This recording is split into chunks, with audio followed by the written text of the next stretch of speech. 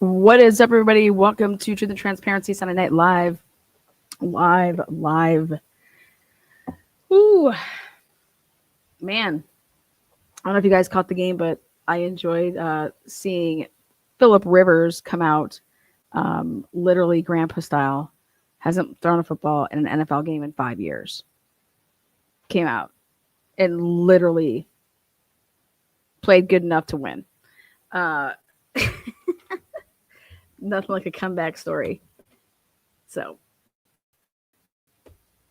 anyways, welcome. Come on in. Sunday night. It's really cold over here. We got some snow wherever you guys are at. We get snow over here in good old Buckeye Land. A lot of crazy things happened this weekend, or at least like the past couple days. Sucks to always be Michigan, but really sucks to be them right now. Go Bucks. Okay. So welcome. We're going to get into it. Again, this is an Idaho4 Turtleboy and Karen Reed Sunday Night Live. I wasn't going to go in a specific order, and because of some what could potentially be breaking news actually today, I think I'm going to switch up my order. So with that said, because this all goes together, part of the episode with the Turtleboy case that I'm covering is I want to take a look at Lindsay Gattani's Celebrate. Okay. And this is from her call log. All right. And what I will tell you right off the rip is the first thing I noticed. And when you're reading these, they go like from down up. Okay. And so the first thing I want to point out is Lindsay Gattani needs to not say another word. I think that she's said under oath a bunch of times certain things. And if she plans on changing any of that, she will be charged with perjury. I don't think the Commonwealth's playing. They don't seem to want to charge people with perjury, or the state for that matter, depending on what state you're in, when you're actually a witness for them. But when you're not, and they can get you on it, they will. So with that said, take a look at this. I believe, here's my first bombshell tonight, is I have no idea. I haven't watched anybody's stuff, but I believe that Lindsay Gattani had 2 cell phones, and I'm going to show you guys why. This cell phone, show you guys a date here. This cell phone shows that the first time that this phone was ever used, okay, see this 9/7/2023. I'm going to zoom in. And she said that her and Aiden started talking then, and it was like a Facebook thing. Well, I want to show you guys right before that. You see how it says 4/28/2023? Okay. Well, I promise you, Lindsay did not use her phone from 4/28/2023 until 9/7/2023. And I want you guys to see that it was all with using Facebook at the beginning. These are Facebook messages, or Facebook calls, rather. Now, this is bomb number 1, which is I believe that Lindsay had 2 cell phones at the time, if not more, but that this device was simply a device that was at her house that she used on Wi-Fi and that she used for the purpose to be on Facebook. If you're on Wi-Fi, you can obviously, if you have Wi-Fi, you can use your phone without having a plan. Okay, and use it to do things like be on Facebook, be on the internet. And so what I noticed is that this phone, again, it comes out of the woodwork, like boom, bomb. Like this was a phone that she was not using. And you can see here the timeline. There's nothing missing. So I'm looking at 1974 here and see how it's 1973. So timeline transactions wise, there's nothing missing in between there. So for the argument to be that the Celebrate just didn't get it, absolutely not. I think that you're going to find an expert that's going to say that the Celebrate did get everything. There just wasn't anything in these call logs to get because there wasn't any calls with that phone. Okay. So right there, this phone was basically designated. A couple of things that I did listen to is Lindsay said that the first time that actually she was supposed to go out with Aiden, she kind of canceled, or she was about to cancel, or something along those lines. That she like was scared. What, again, I have no idea if that's just a story, but I can tell you that there is something behind that, because again, she was using this phone straight up for the purposes for him. Okay, these are all Facebook messages or calls. Then I want to show you that I redacted and took people out. Then we get to when you flip over this lovely next page. I'm going to make it bigger. And when you go to the next page, again, I was just looking for certain things. Next thing I noticed was there's no data on this phone as far as call logs go from 10/8/2023, which is just a day or two before he'd be arrested. I don't believe that's I don't believe that's ironic at all. Okay. I believe that he thought he was going to be arrested. So 10/8/2023, as you can see here, where it says 10/23/2023. Again, look at the timeline transactions, 1957, 1956. You see that? And so what I went ahead and made a note here is that two things. Between, like I said, those dates, there is no data, no phone calling, no Facebooking, no nothing. Okay. It isn't then until after his arrest, which was, as we all know, was 10/11/2023. Turtleboy is arrested, but then they take his devices. Okay, his devices were seized, and then what Turtleboy did is, I don't know how long it took him to get, new devices, or at least one new device, but 10/23/2023, just according to this device, you're going to see right here. And I'll zoom back in. It's going to be 1956 timeline right here. And see how it's from, so it's an incoming call for her from, that's not his number. But then right here, 9017, that's his number. Lindsay, for the first time ever with this device, with the data that I have available, on 10/23/2023 is the first time that she actually uses his phone number to call him and not do it via Facebook Messenger app. Something that I think is really interesting is that she *67's the number. You guys remember *67? It's so that you make it so that you have a private number. So when she actually calls him on 10/23/2023, and you can see it's not answered, but this is the first time that Lindsay, is calling out to Turtleboy's phone, and she does it not Facebook to Facebook. She's doing it *67, and what that would do is it would make Turtleboy, or who's ever be on the opposite end of that, not know the number that's calling them. Okay. Now, at first I was like, oh, she's trying to prevent him or anybody from seeing her phone number. Okay. Well, that only goes so far, because see how it says from here? In order for someone to call you, they have to know your phone number. So the reason that she's pressing *67 can't be because she doesn't want him to know her number. It may be because she's always told him that she had a blocked phone number. But she goes on with this whole, I don't know, when she calls him, it *67. Remember, *67 was the days, yes. Okay. So again, they're redacted on purpose. She never saved his name. Her phone never saved it as Aiden or Turtleboy. Or if she ever did, she then at some point deleted the number. which would then wipe out the fact that it was ever saved that way. And then when he would have ever called back. But more digging behind the knowledge, you'd be able to tell that. And I didn't go that far to look into that, but that would be able to be something that would be found out. I know in one of her testimonies, she said that she had never blocked him. Okay. That is consistent with this Cellbrite that I see here.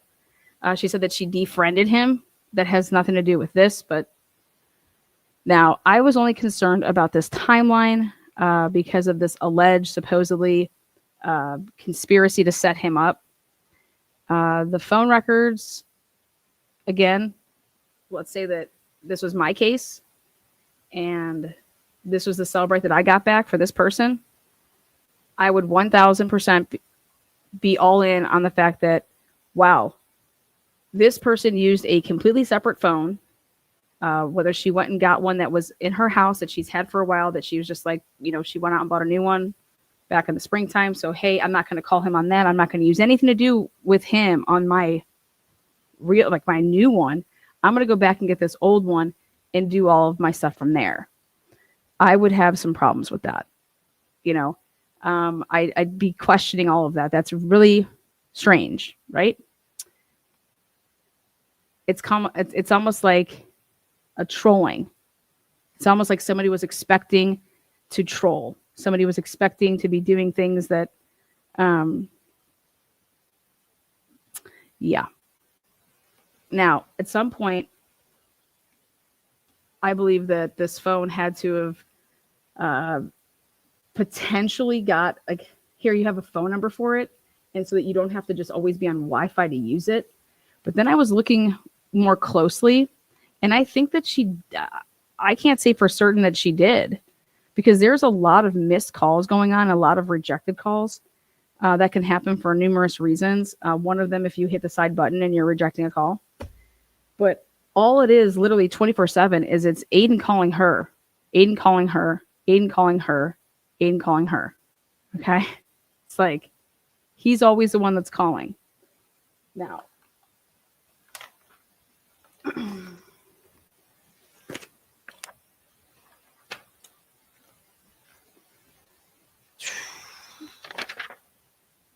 the first time that I ever see a DCF number in her phone is on 10/26/2023. And I was looking into that because I'm not a big fan of people that call DCF on each other. I don't think that's absolutely fucking crazy. And the only people that this phone was really used for was her babysitter, Grace, and Aiden. And I'm going to show you guys here. I mean, there's just mass calling. Like we're talking like 30 times in like 10 minutes. I mean, it's pretty crazy. Again, I want to show you guys this still, like using the star 67 again. She's hardly ever calling him. He's always calling her. And when she does, again, she's still on 10/27/2023. LG uses star 67. Again, because she's calling him. It's pretty wild. It's pretty wild why you would have to do that. I don't know. Then she does again on 10/30. Now,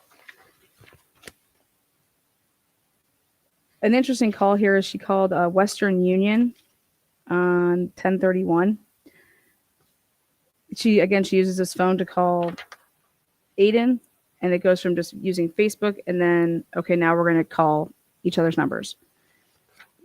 Then on 11/2/2023, Lindsay calls the sheriff's line, which she labels as the Dedham jail. You guys, she wasn't calling jail to talk to somebody.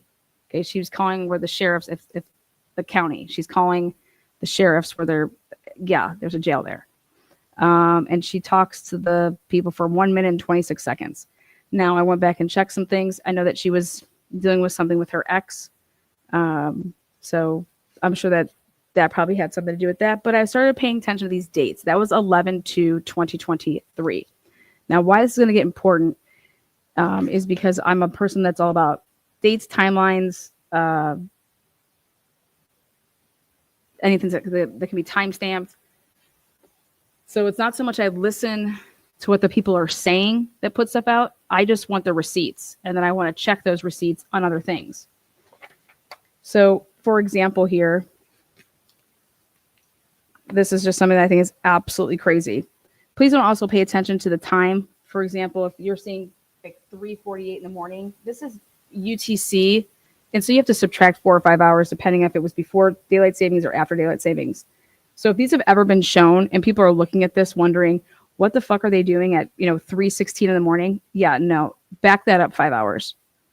I don't know if that's been put out like Tully calling or Mellow and stuff. Like, why would this be happening at these hours? These are not the right times. This is in UTC time, so you have to subtract either 4 or 5 hours, depending if it's before or after November, 21st, 13th.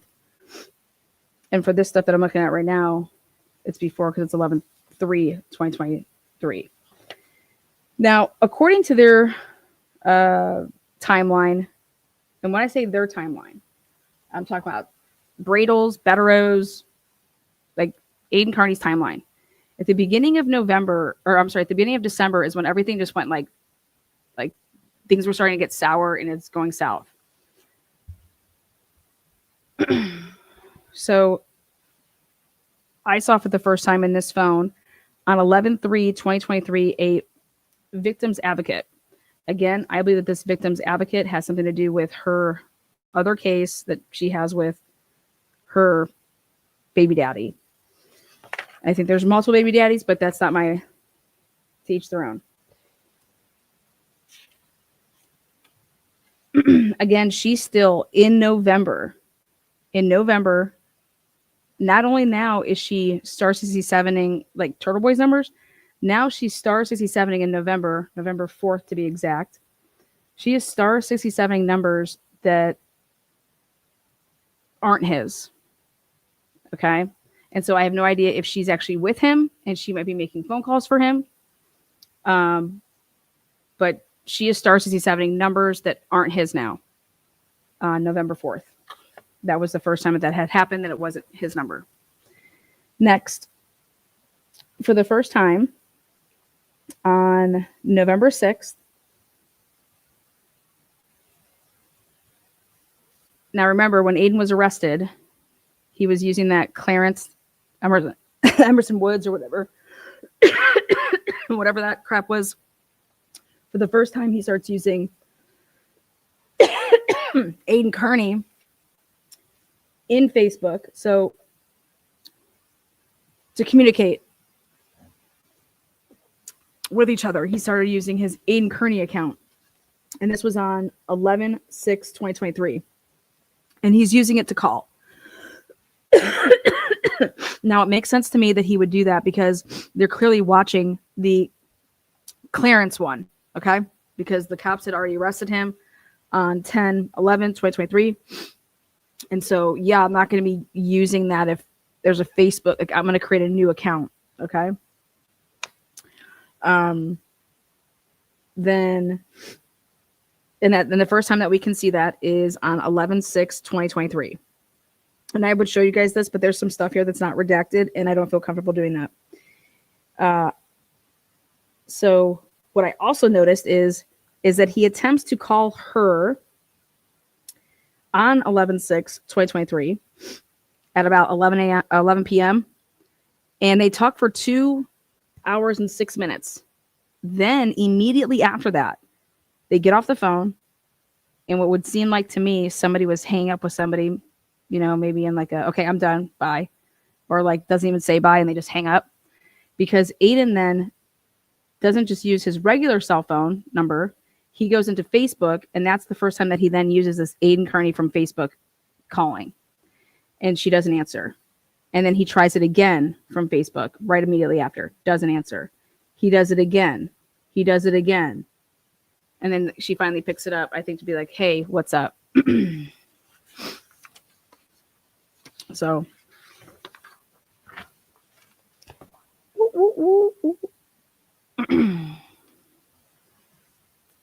All right.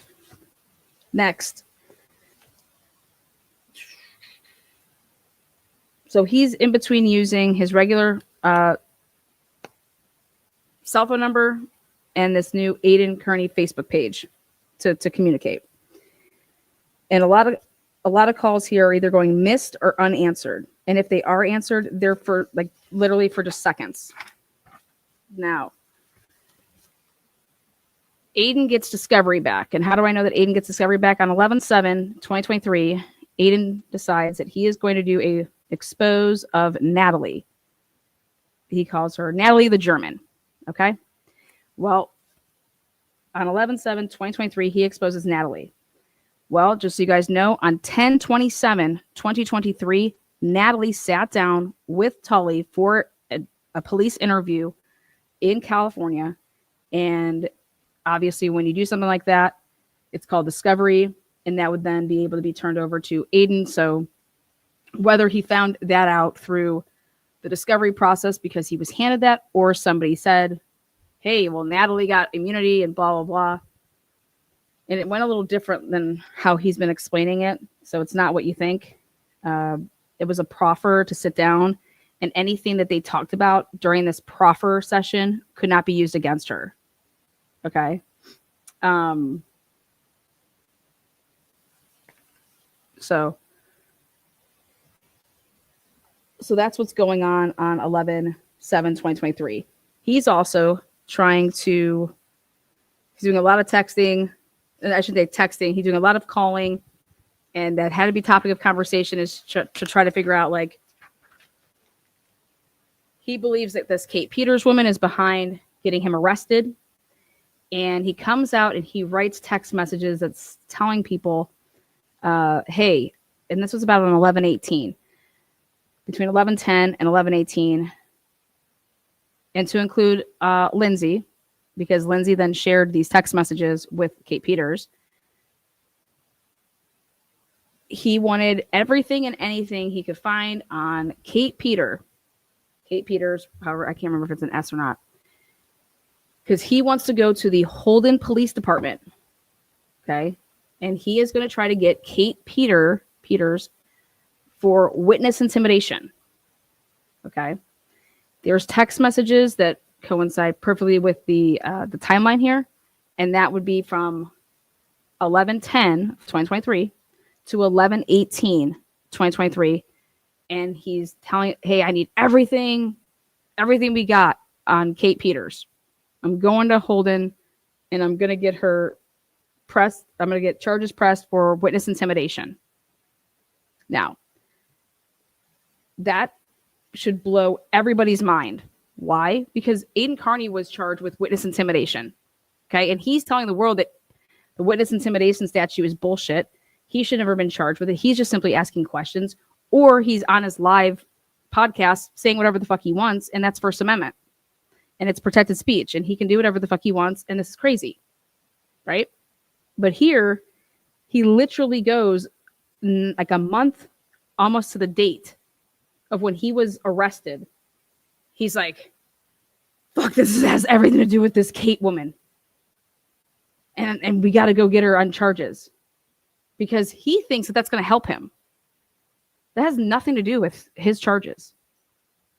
But it has everything to do with my timeline. And I want to show you guys something. So, well, I'm going to go just a little bit further, and I'm going to show you this video. So literally, in this phone that Lindsay has, it's 99% just call logs with him all the way up until a certain date. It's a couple other people, and they're very few and far between. Okay. So we're going to get to, here we go. On 11/10/2023, during that same time period, that we got to get everything on Kate, I thought it was very interesting that Lindsay Gaetani called Enterprise rental car. Now, I know that Lindsay, on a night that she was supposedly talking to Kate Peter put her on through with Jen McCabe, and while she was in the car talking and driving, she gets in a car accident. A car, like, she smashes some lady or something like that. And that's how she remembers that day so vividly, because it caused a car wreck. Okay. whatever. Awesome. But this calling Enterprise on 11/10/2023 was interesting to me because there's going to be another time that Enterprise gets called, but 11/10/2023, that doesn't seem like it adds up with the timeline of when her talking to Jennifer McCabe would have been. So keep that in your back pocket, that date. On 11/11, again, there's a bunch of text messages out there that Turtleboy texts with Lindsay Gattani on 11/11/2023, and he's telling her that KP is trying to ruin his life. Remember this gap, 11/10, so November 10th until November 18th, telling Lindsay all this stuff about Kate Peters. She got him arrested. Now he's got to get her on charges, okay? That's what he's thinking in his mind. Again, she's still doing the star 67, not only with his number, now again on 11/15/2023, she decides to star 67 this number. Why? No idea. She calls them first. The first time that she does it, she doesn't realize that she didn't press star 67. So she hurry up and hangs up. Then she calls back and she star 67s this number. Okay.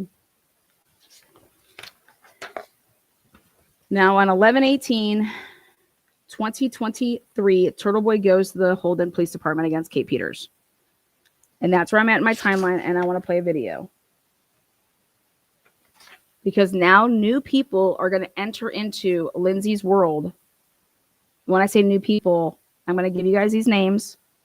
I have no problem giving the names. It's through Facebook. And I want you guys to hear the names. I want you guys to hear them in order, and I want you guys to hear the dates. But first, I want to play this little video.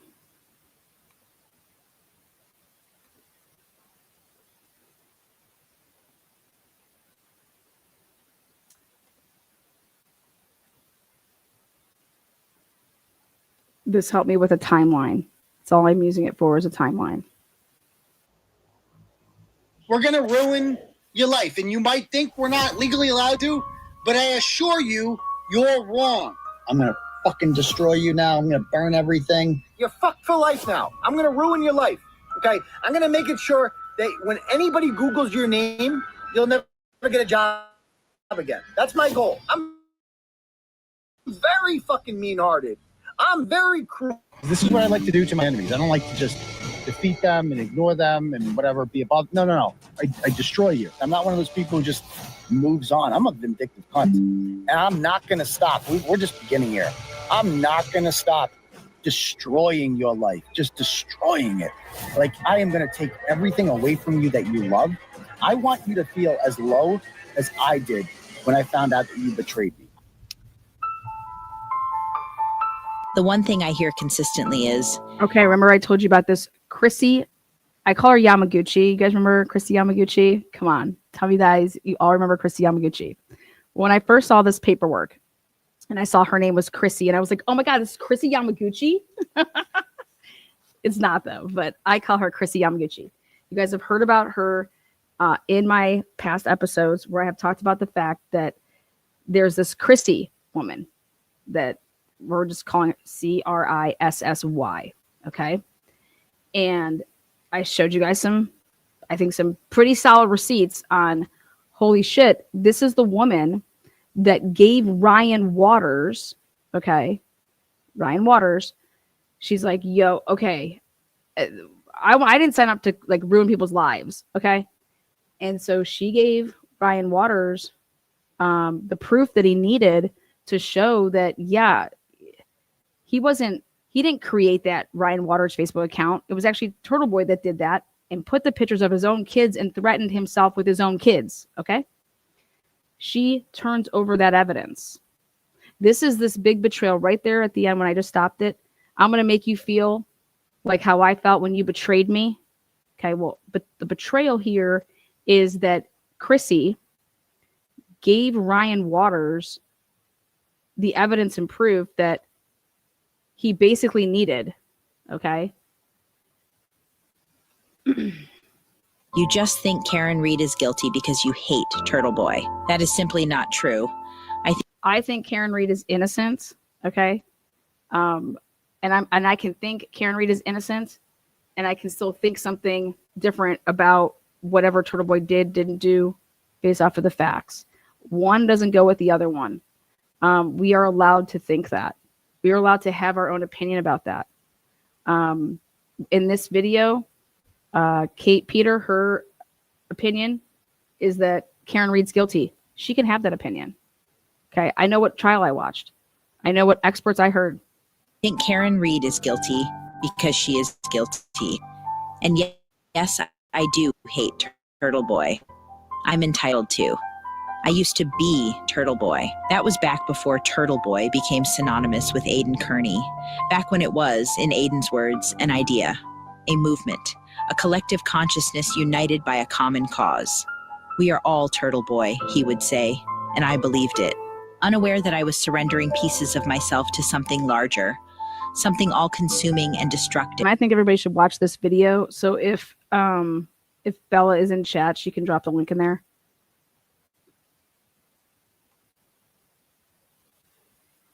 Educate yourselves with both sides of all stories, always. I didn't realize I had joined a cult until I looked around and saw it had swallowed my life whole. From the moment I first entered the world of Turtleboy, I witnessed the immense power of social media. It was intoxicating at times, but in the wrong hands, it could become devastatingly destructive. Over time, I came to a sobering realization. Turtleboy wasn't a revolution or a force for good. It was a scourge. I found myself at the forefront, arbitrarily tearing others down, not for justice or truth, but solely to line Aiden's pockets and fuel his insatiable ego. I hate that I contributed to it, that I helped revive it when it was on the verge of withering away and dying. I hate the suppression of free thought and the stifling of expression that pervades the space Turtleboy occupies. To be completely honest, I hate Turtleboy far more than I hate Aiden Kearney.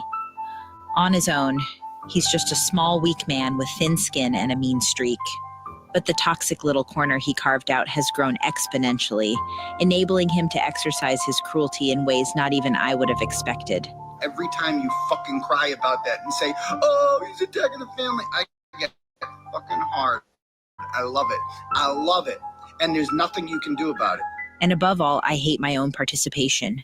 I hate how long it took me to walk away.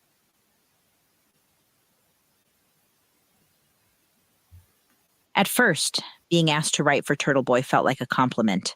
Recognition of my writing skills and appreciation. Okay, so what I want to know is I want to know when Kate Peter and when Aiden Kearney's worlds collided. So right here, I got one of my answers to my questions, which was 2019.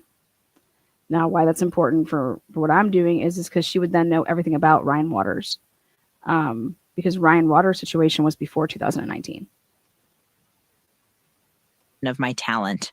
But now I realize I was likely chosen not for my abilities, but because I was weak. An eager, engaged fan with a sordid and troubled personal history documented just enough on social media to attract a kind of nefarious predator I hadn't even considered existed.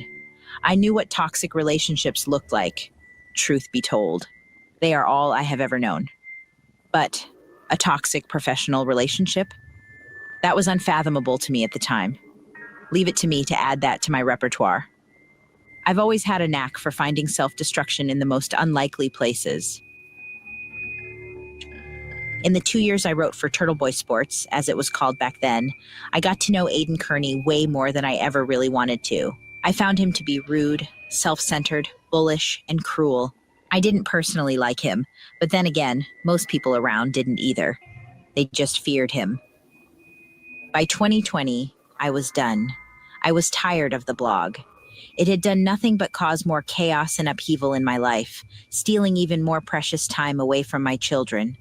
Aiden was barely paying me, and our goals and morals had split so far apart that even online spectators could see the growing fracture. Aiden wanted to make money and grow his presence by any means necessary. The weight of the guilt I was carrying from harming others was too large for me to ignore anymore. One more straw on my proverbial back, and I knew I was going to snap. I could barely contain my disdain for Aiden Carney, even in front of his followers. You guys remember the eye roll show? When she gets that big audience, and I realized someone was wrong that night because I'm like, can you share the fundraiser, Kate? Remember, this is all about the fundraiser. We're trying to raise money for Turtleboy here. That's the whole purpose of this, right? And she rolled her eyes and said, not on my show. Bitch, it's not your show. I got to pause it right there. A lot of turtle riders came in on my show and were like, oh my God, will you shut up your fucking, what was it? My carbon monoxide machine. Okay. I couldn't find it. It was in my wall. Fucking people lost it. So I just had to stop right here in this video. In this video that he did in 2020. There you go. You can hear that chirp. It's from his smoke detector. Show. You don't have a fucking show. That's all. You're a gutter muppet that has the privilege of being on my platform. That's it. You don't have a fucking show. It's my show. Let's be clear. She thought it was her show. No. Property of Turtleboy, bitch. Fall back.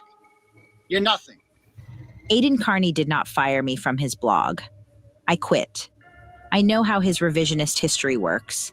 His stories evolve and he tells them over and over, hoping to just bury the truth. Go back, just search Kate Peter, tvdailynews.com. I fired her when I caught her stealing. She used to write for me, and she was sabotaging kind of the company from the inside a little bit. She was so shady the whole time. I liked Kate. I thought she was decent. I thought she was a good writer. It's hard to do on the internet. Everything on the web is written in ink, not pencil that can just be erased. I did not steal money from Aiden Carney. I was never privy to the financial end of the blog. I also was not fired by Aiden. I quit. He has admitted it and told most of the story before, with a few little twists to hide the truth that we both know.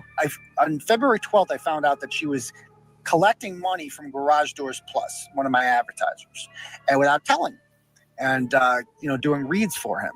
And I talked to him about it. He's like, oh, she didn't tell me that. She just said it was okay. And I'm like, what the fuck? So I contacted her about it, and she lost it. She quit. She was like looking for a reason to quit. So that day, I got served. So she did quit. By Hadassah. See, there's the name Hadassah. So all of this, guys, when I'm doing my research, I'm like, okay, it's falling in line with my timeline on here's this woman Hadassah. He used to write about this woman Hadassah, went after this woman Hadassah. Literally ruined her fucking life. Ruined everything. Okay. I'm still trying to figure out why he even wrote about her in the first place and what the merit was to continue on. And so the timeline for me, I'm like, okay, yeah, all of this is like right there. So she basically quits when Hadassah is, I'm going to sue you. For another fucking restraining order or some shit. Or harassment order. And I did an impromptu. Chrissy Y allegedly, supposedly recorded her against her or without her knowledge for that 45 minutes. That's who Chrissy supposedly recorded. And then Aiden went and was a victim, like testified to say, or just to talk on Hadassah's behalf, to say, yeah, she used my blog to weaponize. And it was just ridiculous shit. He knew all about that. Live. And it was supposed to be about Hadassah. But everyone was asking in the comments about Kate because she had made a post saying, we're starting our own thing, blah, blah, blah, blah, blah. I had collected 1 month of advertising money from Garage Doors Plus. This is true. I was simply doing exactly what Aiden had told us to do. Monetize the show, get sponsors, give him 25%. Garage Doors Plus had approached me, offered to sponsor, and assured me he had run it by Aiden. To this day, I still believe that he was telling me the truth and had spoken to Aiden. The real issue was that I was charging Garage Doors Plus only $300 a month, half of what Aiden was charging them, while I was getting 3 times the amount of viewers Aiden was. He accused me of undercutting him and told me he was afraid that Garage Doors Plus would realize that he was getting more from me for less money and end their sponsorship with Aiden.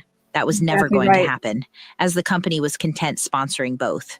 But in setting a fair price for my show based on the industry standard CPM at the time, I had inadvertently exposed Aiden's con. He was overcharging and under-delivering. My decision to leave wasn't driven by one event, but by many. I was unhappy with Aiden's demands and focused on building my own group. We poured our time, money, and effort into our YouTube stream, which quickly gained a dedicated audience, many of whom didn't care for the Turtleboy brand. As we grew, being associated with Turtleboy became increasingly embarrassing. Our streams consistently outperformed his on his own channel, which made him resentful. When he realized I was serious about quitting, the threats and blackmail started.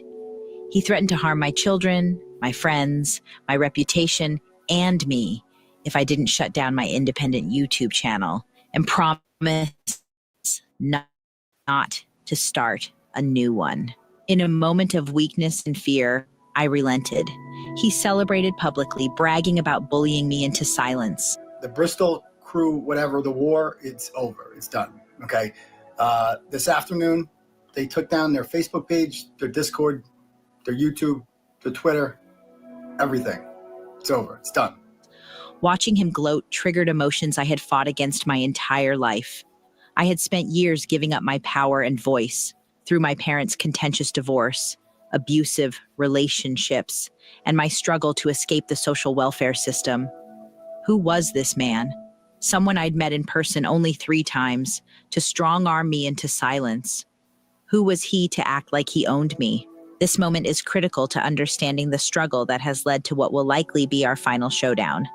It marked the beginning of Aiden's relentless campaign of threats, reputational destruction, legal harassment, and intimidation, a campaign that continues to this day. Aiden Carney has an insatiable need to control and dominate others, and I have a near pathological refusal to be controlled or bullied ever again, or to let it happen to anyone else. By the time the Karen Reed case exploded, and I had seen all the harm he caused while drunk with power and control, reveling in the misery of completely unsuspecting innocent people, his preferred weapons, public shaming, reputational harm, and tough-talking intimidation held absolutely no power over me. I've lived my own life, the highs and the lows. I know who I am and who I am not. Aiden always used to say that public shaming works, but it doesn't work on me.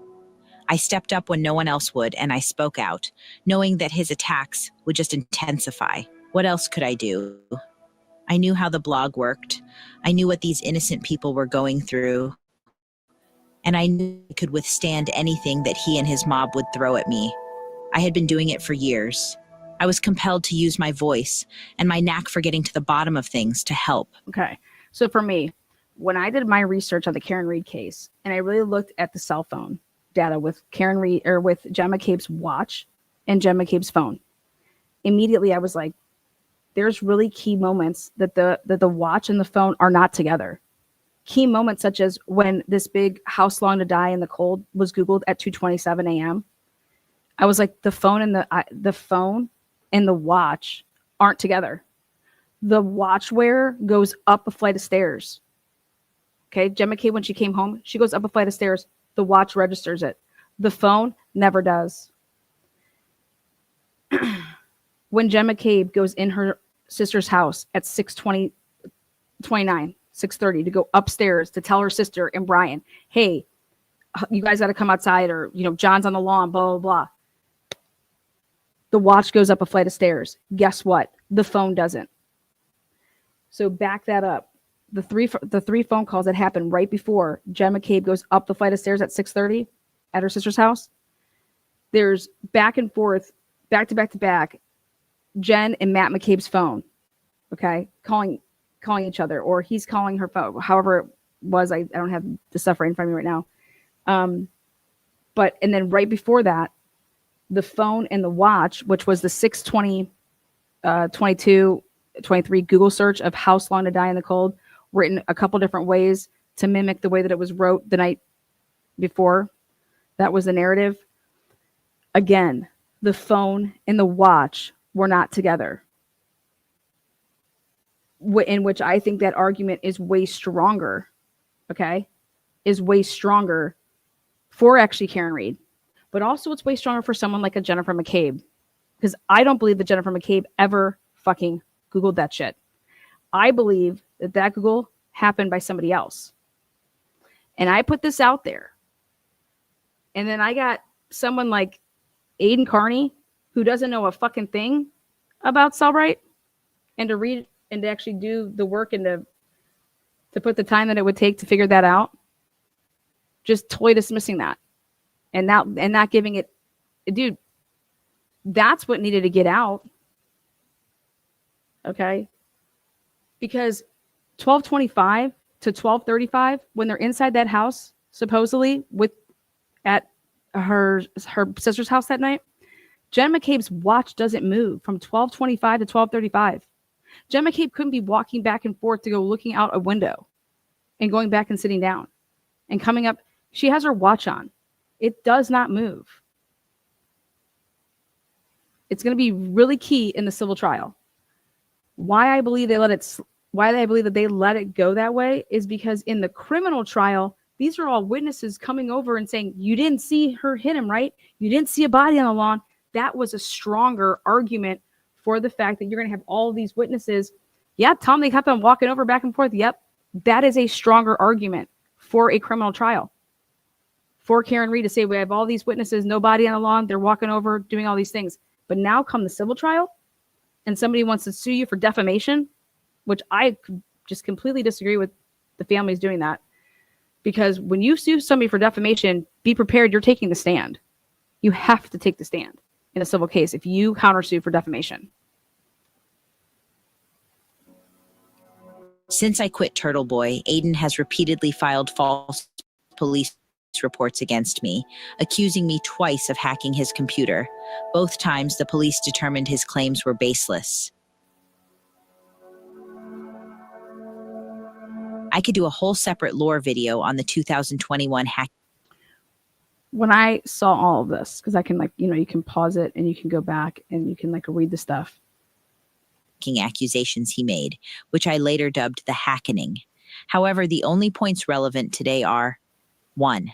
At some point, Aiden knew he wasn't hacked, but continued pursuing charges. And that's what Chrissy Y knew. That's what all these other people that were in that blog dat chat right there that you see here, that was the troll chat. That's the stuff where they were fabricating evidence, making this shit up, going then on Facebook, writing stuff in, acting, oh my God, look at, did you see this? Inciting this hate, inciting these fake accounts that they all knew was fabricated evidence. Why is it evidence? Because Aiden would take it to the courts. This is illegal as fuck. This is a pattern of behavior. This is disgusting. This is criminal. Out of spite and a desire to silence me.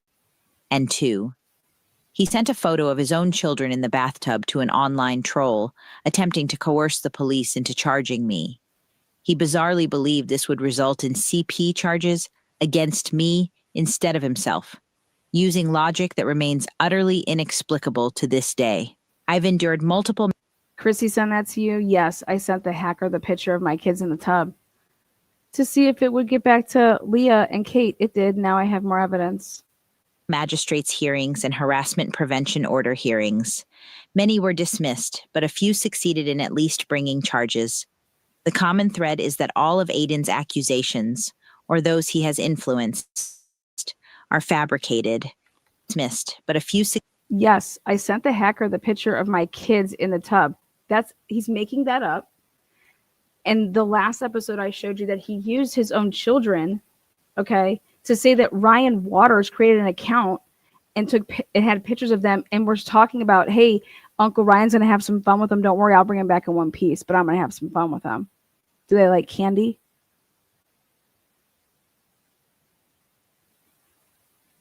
Who the fuck does that? Who uses their own kids to troll themselves for the purpose to get criminal charges on people?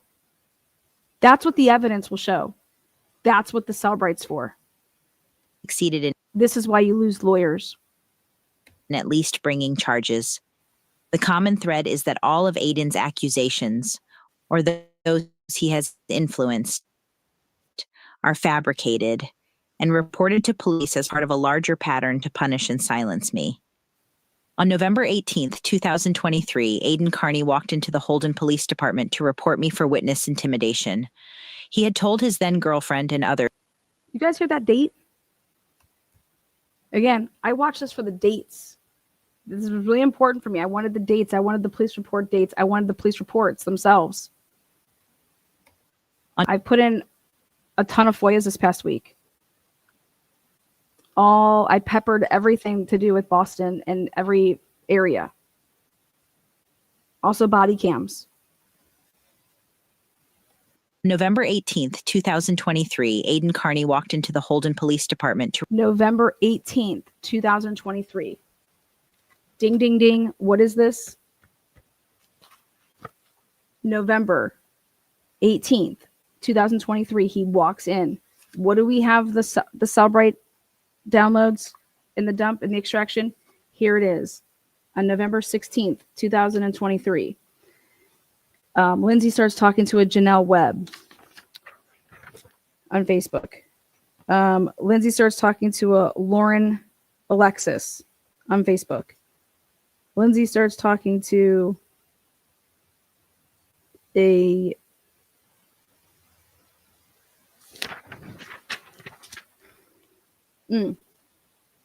well then she's still using her Star 67 to contact him. But then she calls the Medfield Police Department on 11/26/2023. And we're going to get into that. But right here, check this out. On 11/18/2023, a month after he was arrested. report me for witness intimidation. He had told his then girlfriend and others that he needed to get me charged with something, anything, to get me to stop working with the police. His words, not mine. He came prepared with a lengthy, pre-written list of every single mean thing I had ever said about him in the history of my YouTube channel. This list went back as far as 4 years. November 11th, 2023. On the left is Aiden. They are working with Kate Peter, who has dedicated her life to destroying mine. She now gets to work hand in hand with prosecutors, police, and judges. This is the narrative that he fed his attorneys. This is why Mark Bederow wrote this 88-page mega motion that is a moronic, an absolute moronic motion. And I called it that. And I was the first person to come out here and literally say, what the fuck is this? And how are these lawyers all reading this and not saying like truly what it is? But the reason it was moronic is not because Mark Bederow is a moron. It's because his client was lying to him. And it made him look like absolute complete fucking dog shit. And not one statement had anything to do with Aiden Carney being a witness in any case. It was my side of a vicious back and forth that had been going on for years. My outrage and anger at the cruel things I watched him do to others. My sometimes explosive devastation. All these text messages align perfectly with this date and how Aiden Carney was blowing this phone of Lindsay Gaetani's up. Not to mention if she had another one. But I don't know if you knew about that. At the way he continuously smeared my children, who were completely uninvolved in the online antics of their mother. He threw everything at the wall that he could, as he always had, to see if anything would stick. So a magistrate in Leominster will have the option now to either just read over the evidence and file it without a hearing, or give her a shot at a magistrate's hearing, and we'll see how that goes. Yeah, it's just like, I wish it's not. It's like, well, TB2. No. This is a one-sided thing there, Paige. I wish Krusty would stop this shit and TB2. It's not productive. It's just tit for tat, worthless waste of energy. And he's like, no, it's not tit for tat. It's just one-sided. That is absolute lies. Absolute lies. You don't, like, I was perfectly content with writing about the can't read thing. And then this happens. Like, what? He gets arrested. That's what he says. And then this happens. He got arrested for witness intimidation that he blames on Kate Peter, not his actions, not the witnesses, all of them that went and testified to a grand jury, that went and were like, what the fuck? As any of you guys would do. Can you imagine? I'm sorry, but I'm a sports person, but then I'm also a sports mom. And to have somebody come up to your kids' games and thinking that's fair game, it's not.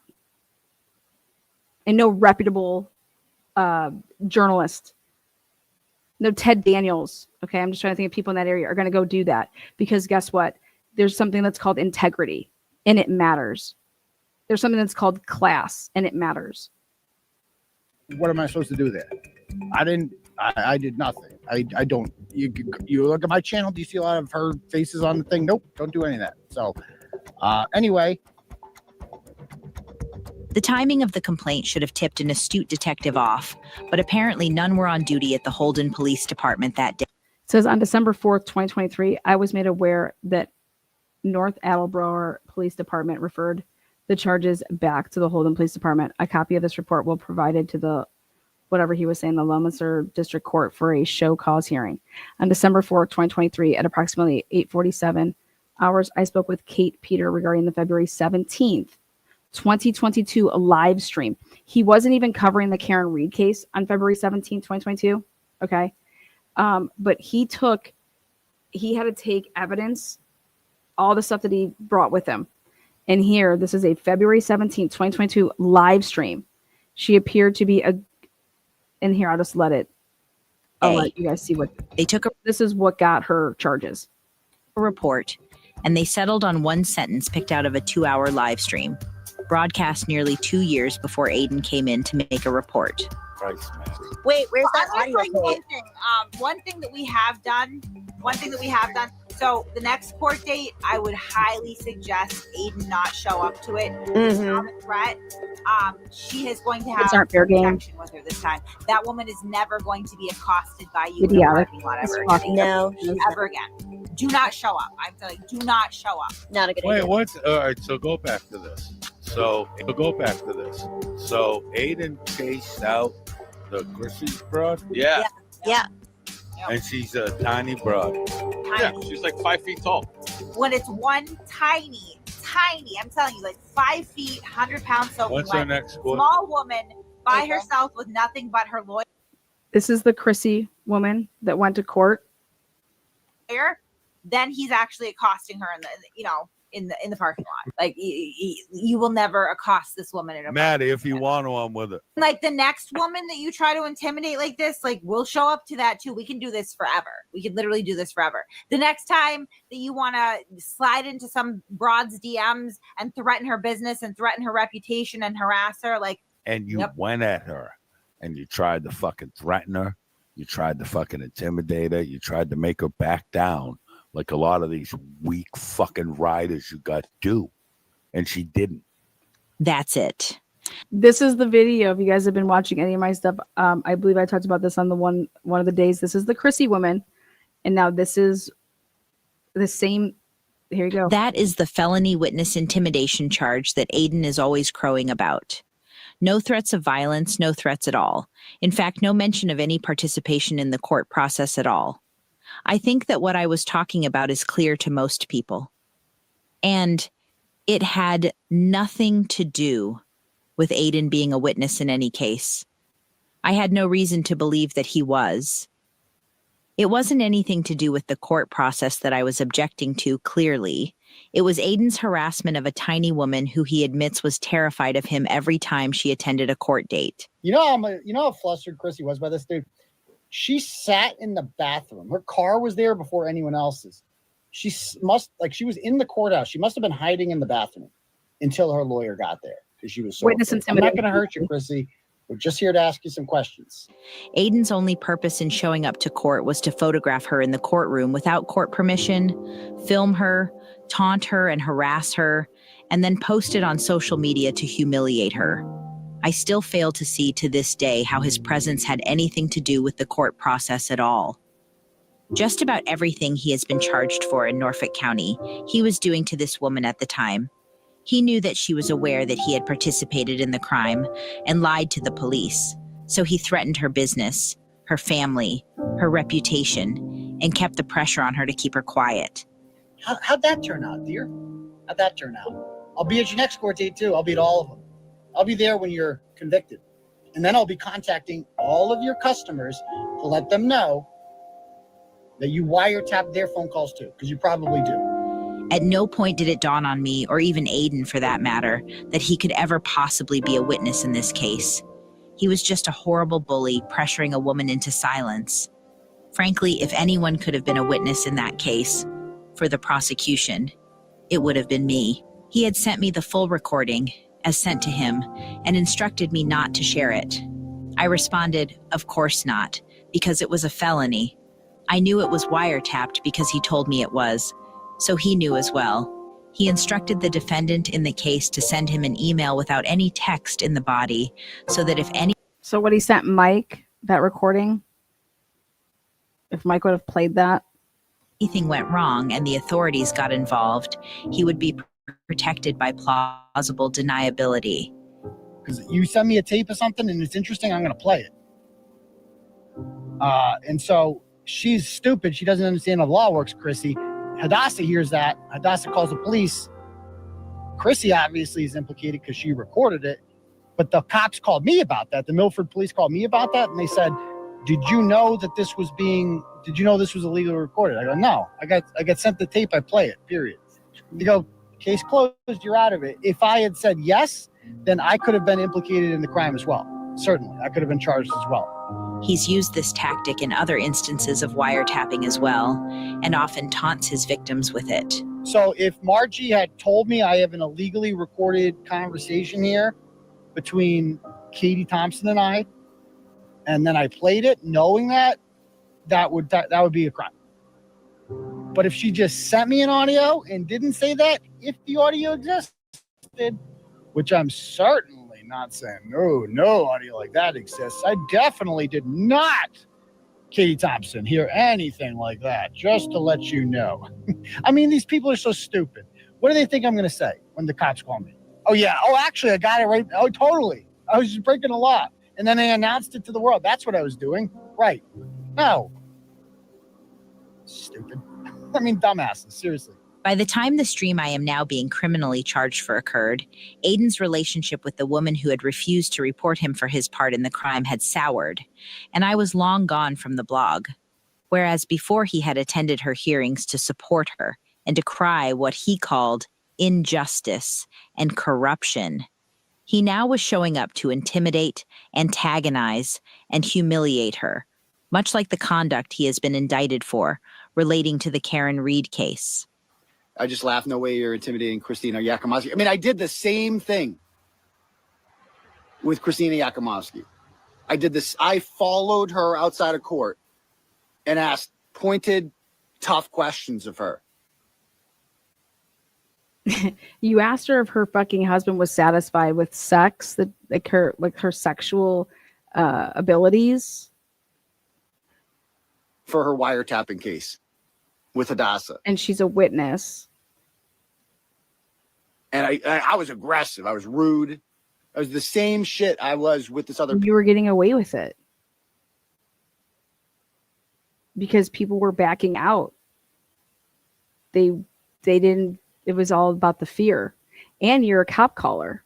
You were calling the cops and trying to dirty up these people and tell all these people that they're just fucking psycho crazy bitches. And now I'm starting to realize that I believe that you want the psycho crazy, what you would term as the Warwick Hog Queef, okay, and those type of people, and people that actually have records, and people that that it's going to be my word against their word, and I'm just going to get them to do my dirty work type thing. And so you're going to need people with no morals as your mods. You're going to need people doing that type of shit. And I'm telling you, good people aren't going to do that type of shit.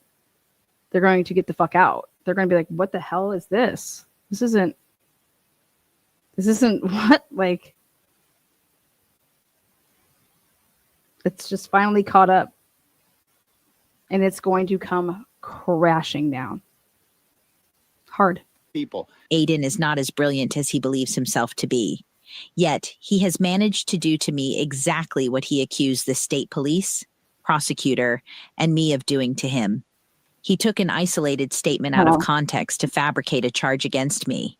2 years after the fact. When somebody is fabricating evidence against you, you can't just say, please leave me alone. And you get charged with shit? No, you can't just say, please leave me alone. As a means of silencing and punishing me. Fabricating and manipulating evidence is a crime in and of itself.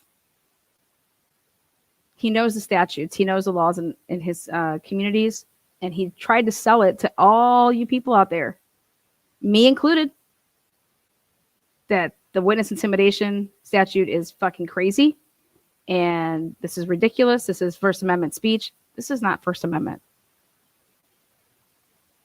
Nobody else got arrested. You know how many times Rita was standing out there? Every single fucking day. She get arrested? Nope. Rita went to and still goes to every single town meeting. She get arrested? Nope. You know how many Ritas there are? I could sit here and name a ton of names. For years, he has manipulated his local police department against me. But this is perhaps his most egregious act. The full context is not only in the video, but in the broader story. Aiden knows what he was doing to that woman and why I was upset. At the time, I had no reason to believe he was a witness, only that he was a vindictive bully trying to intimidate someone who could expose him. For the record, as far as I know, the case was dismissed without a trial or Aiden Carney ever testifying. I remain unconvinced he was ever listed as a witness, as he claims. Without a trial, there wouldn't have been a witness list, and it's unclear what he could have testified to. And guess what? I'm going to out the bag here. There is no loophole because in Massachusetts, okay, the witness intimidation statute says that if you are a potential witness, there doesn't even have to be a witness list. If you are a potential witness. And I think when Mark Bederow goes back and he actually read his own filing, and if these people were testifying at grand juries, federal grand juries, right? Way after the fact, he's already talking to Karen Reed. He's talking to people that are talking to Karen Reed and blah, blah, blah. He knew they were witnesses. He knew that there was a federal grand jury. Okay? And if that juror that was on the federal grand jury, if one of the proffers was that she ever gave that information to Aiden Carney, which I believe that there was something like that happened. Okay? When Mark Bederow would go to write a letter like this, that's why Cosgrove's writing it out there, say, yeah, exactly. Your client knew that that Jennifer McCabe and all these people were testifying at a federal grand jury. Witnesses. Realistically, he would have had to plead the fifth. Aiden has taken this manufactured charge and used it to get a protective order against me, which he regularly tries to weaponize. She has the right to be here. No, she's not if I have an order on her. It doesn't matter if she's here. It doesn't matter if she's here first. You could cross there and avoid her. It doesn't matter if I'm here first. You can cross there and avoid her. I'm aware. Well, first of all, I just came from there, so I crossed that way. But it doesn't matter if she's here first. Does that matter? Yes, she has the right to be here also. Not if I'm here. Like this right now is a violation. You want to get to your car, you can cross at that crosswalk. Walk in front of it. I'm talking to the officer. All right. Excuse me. I'm trying to talk to the officer. He doesn't have to film him. It doesn't matter. You don't have to film him. Sir, excuse me. No, you can film it. Yeah, he doesn't matter. So it doesn't matter who's here first according to an order. You know that, right? You could cross there and avoid her. I just crossed. I came from here. Yeah, but you're intentionally trying to walk near her. What do you mean intentionally? This is the fastest way.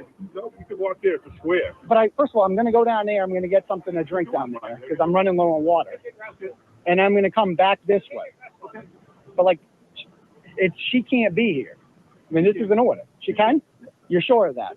So when I was inside that courthouse and somebody with an order walked in on me, right? I had to leave even though I was there first, right? Yeah. You're trying to initiate contact with her. I am. I'm not trying to initiate contact. I'm just walking towards the protest. But I'm just saying, if I want to walk by here, that's a problem. You're right to walk by here. Okay. All right. So I literally cannot believe that he is doing a single episode on Lauren Matthias. They are the same fucking person. Most concerning is Aiden's relentless obsession with depriving me of my liberty by any means necessary. He has discovered that filing false police reports can meet the minimal threshold of probable cause, leading to complaints and potential bail revocation, unjustly putting me in jail for actions I did not commit. And so the but probable cause, the bar isn't high to charge someone, and she can get her bail revoked if she's charged with a crime, as she should. Recently, he created a fake YouTube account impersonating mine, posted a message directed at himself, and reported it to the police. He also accused me of tagging him on social media, which is impossible since I have had him blocked on all platforms since March 2024. Luckily, the clerk magistrate saw through his attempts to manipulate the system, and no charges issued. But it's a hollow victory. When Cosgrove mentioned in the last hearing the prior bad acts, this is the shit that's going to come out. And not just that, like, I mean, there is a plethora of shit. As I am sure he will just try to manufacture something else to continue to retaliate against me for the information I have given to police. There's liberty at stake here. Now I'm starting to get a little. This is facts. Leave or stay on. A little upset about how this particular department is being used against Ms. Peters. Listen to this part right here. This is really you don't really get to ever hear something like this. This is didn't even know that this existed. A little upset about how this particular department is being used against Ms. Peters. I know that I will have to take my case to trial. I am someone who will always take responsibility for my mistakes, but I will not capitulate to something I did not do. The irony in this is that Aiden has repeatedly claimed that the witness intimidation statute is unconstitutional and needs to be repealed. We want to put the witness intimidation statute on trial because we believe it's unconstitutional. How can he say that? He literally says that to you guys every single fucking day. And then literally 1 month after he was arrested, he went and took the same statute, weaponized it, but using fucking absolute, says he was a witness in that case. Oh God. Oh God. Wait till those facts come out. I guess what he means is only when it affects him. I take a lot of solace in knowing that in making this accusation against me, he is essentially undercutting every defense he has tried to lay out for himself. Yep. By saying that one sentence in an old YouTube stream is witness intimidation, he is essentially condemning himself for his own actions. How dumb can you be? And then I got to say the same thing about this Lindsay Gattani woman. Lindsay Gattani, that's an Italian last name. I have an Italian last name. You're really making me look bad, okay? You're an Italian fucking woman. You want to sit here on some live broadcast with some man named Ray Dallas Ray, I don't fucking know. But to really say that you don't ever let people talk shit about your kids or do stuff to your kids, like that's a no-no. Do you need to be reminded? Do you need to be reminded? Or was this all lies? And was this all a joke? Or was this all trolling? But if there is anybody that has gone after your children, like you say Jess Machado did, or whoever the fuck these people are. You saying on a live broadcast yesterday night, saying that you and Aiden now have a mutual interest. You just literally blew up Aiden's spot. Like this motion, bye. And that's why Mark Bederow is no longer Aiden's attorney, in my opinion. I never took a mob to his house or stood outside his business to financially harm him or tried to interfere with the case at all. He and I have a long history filled with animosity. Meanwhile, he has said things like this to people he does not know, simply because of their testimony in a murder case. Talk to Chris Albert. All he has to do is come clean and get his son to admit what he did and get his brother to admit what he did, and then this thing's over. Then there's no more going to kids' games and interviewing and going to your goddamn pizza shop. It all fucking ends. So I'm sick of this. You're playing right into their hands if you do this whole like, oh, we can't leave kids out of it. The truth is, I cannot stand by and watch innocent people suffer at the hands of a monster I helped create. I was part of Turtleboy. I helped it grow, engaged in its harmful behavior, and paved the way for the damage it now causes. To absolve myself of that guilt, I feel compelled to actively fight against it. Okay. So again, I wanted some dates. I got my dates. And then as I put out on my own channel, I went and got the documents, like the actual like filings. And yeah, there's a lot of problems. Main thing here is when Lindsay needed to get her car fixed, there was the date is that she called Medfield Police 11/25/2023. Again, don't know why. Maybe we can find out. We can get that call. They usually have those recorded. We've put in for it. Again, if it has anything to do with like family stuff, like I'm not interested in that. That's Lindsay's issue with her baby daddy or whatever.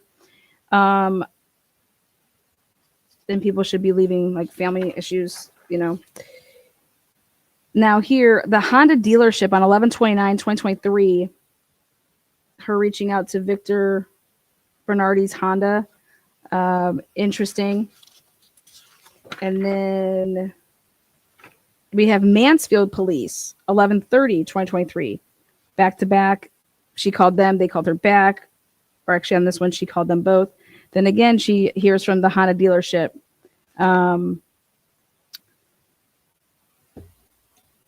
So next.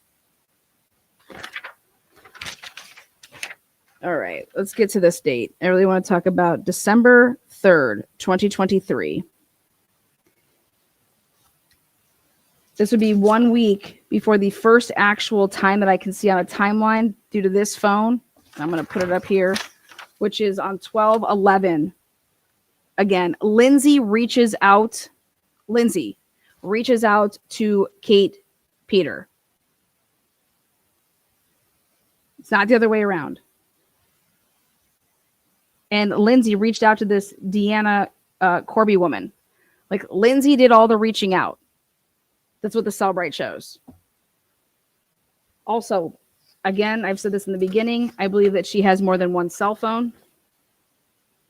But on 12/11/2023, she reaches out to Kate Peter on 12/11.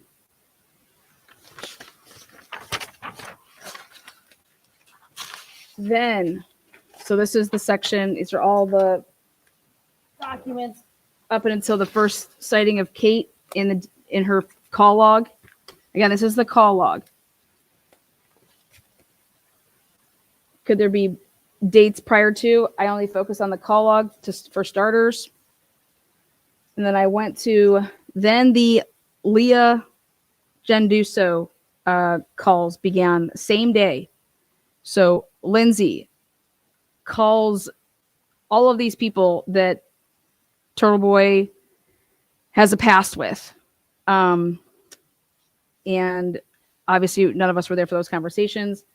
Some of them were 3 seconds. Some of them were a minute. Then we get to the Norwood Pharmacy call on 12/11. Why I think that one might be valuable is it's a 3-minute conversation based on some alleged pregnancy. I have no idea, but that is not a number that she would ever call. But here, the Norwood Pharmacy was called on 12/11/2023 for 3 minutes. She didn't dial star 67 to do it either. And then the first phone call to Ken Mello was on 12/13/2023. 12/13/2023. Again, Lindsay called Ken Mello, and it was for 11 minutes and 39 seconds. There is no way in hell any jury is going to believe that there was a conspiracy. Okay.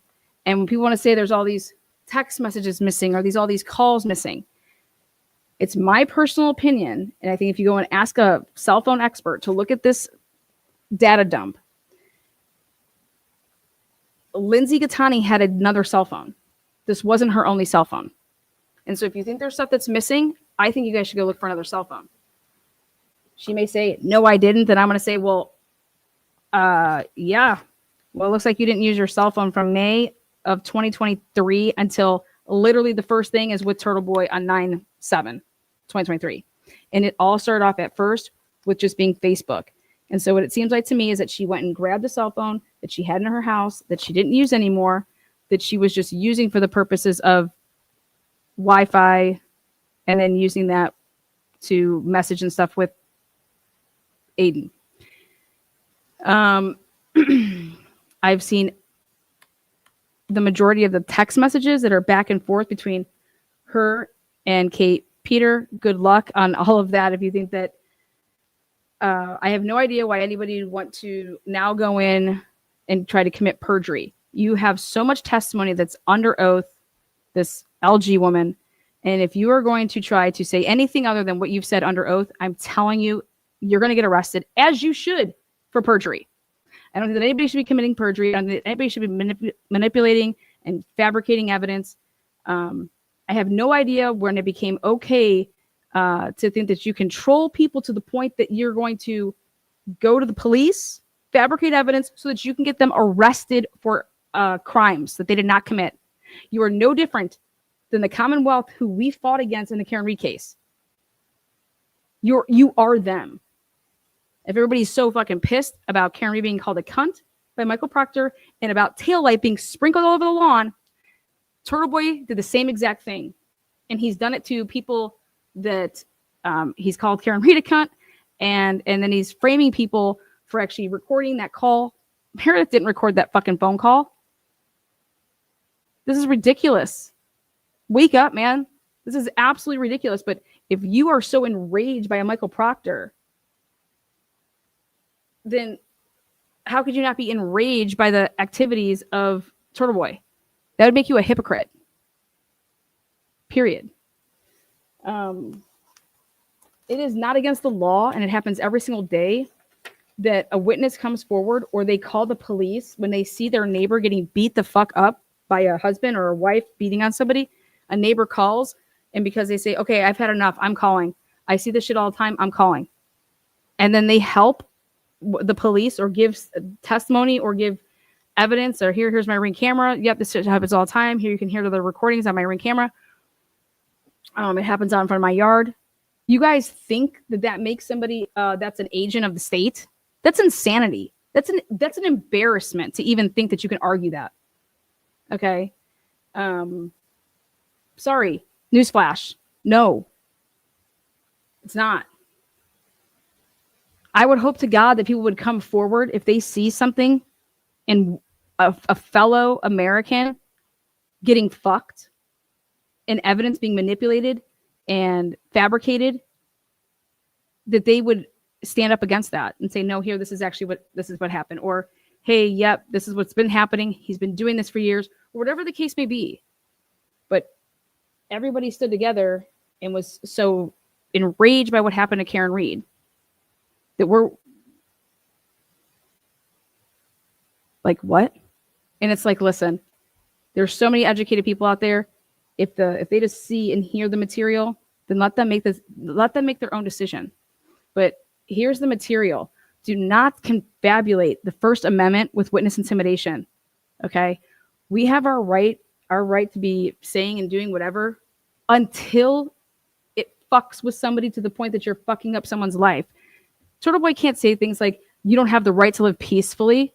Who the hell does he think he has to say that? That's craziness. We all have the right to live peacefully. We didn't lose that right because he thinks whatever he thinks in his mind about me or my family or whatever.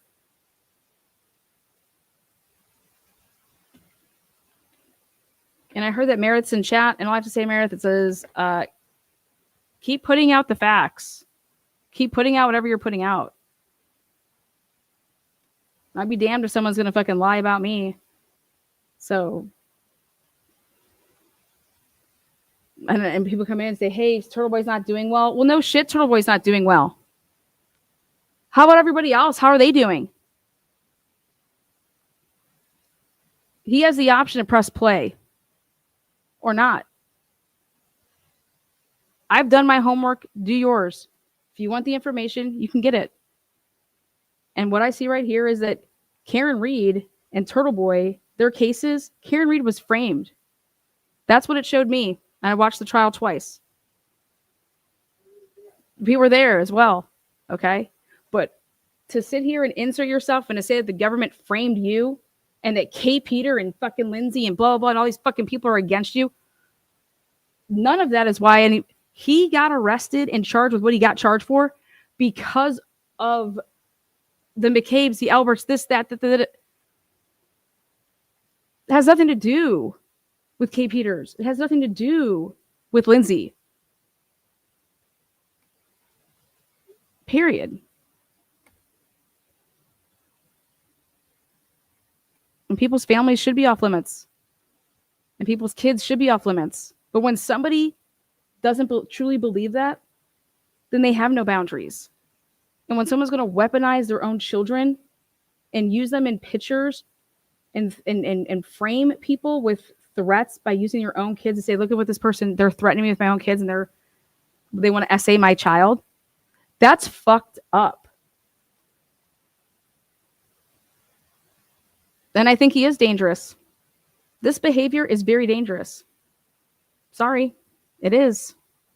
People commit suicide over this. We read about it all the time. When we see it, we're like, how the hell did a 10-year-old do that? How the hell did an 11 or 12 or 13-year-old do that?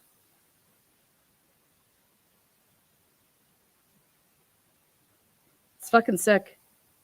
And I'm not standing for it.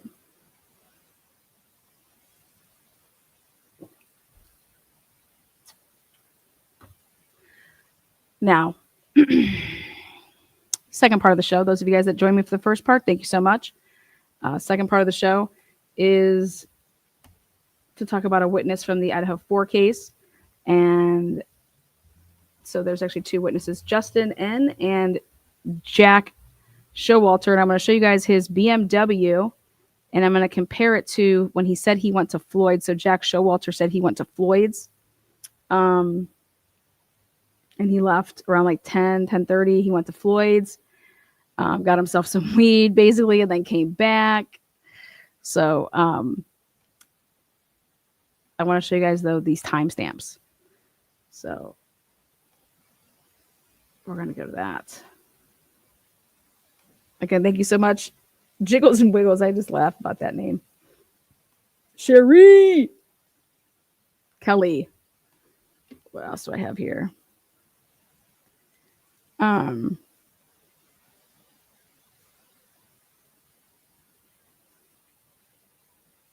True.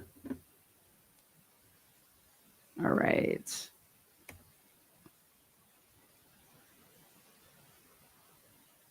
Trolling is the new, it's a real thing and it's going to be exposed.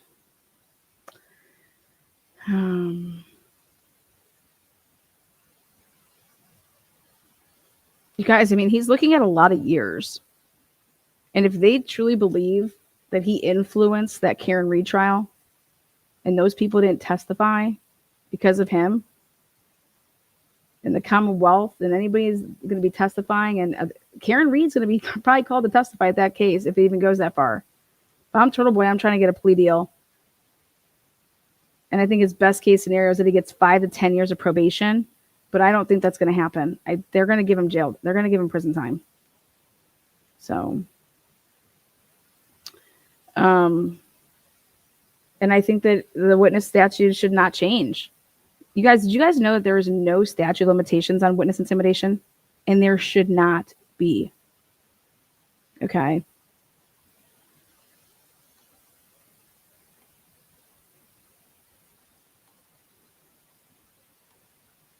Would you want to go up against the Commonwealth? Karen Reed didn't kill anybody, right? But they sure as hell had a lot of evidence there, didn't they? I would never want to go up against the Commonwealth, but there is actually evidence that he did these things.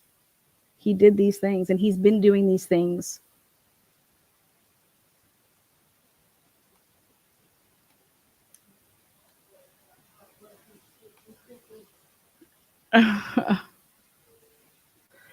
All right, next up though. Okay. Let's see.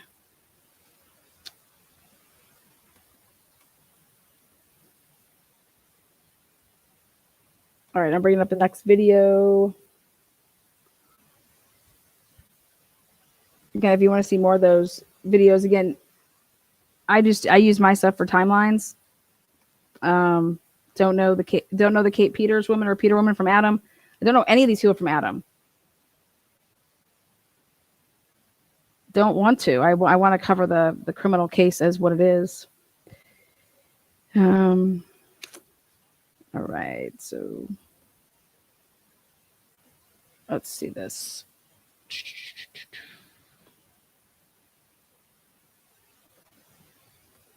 It's from the 10 to 11 o'clock 1112 body cam. Or here we go.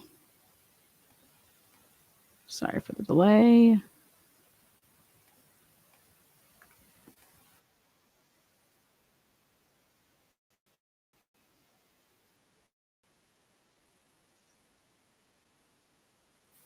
First, I want to point out that Justin was a witness who was an athletic trainer. And we had a couple different people walking over here, their dogs. And I want to show you the first. It's like at the 10:07 mark.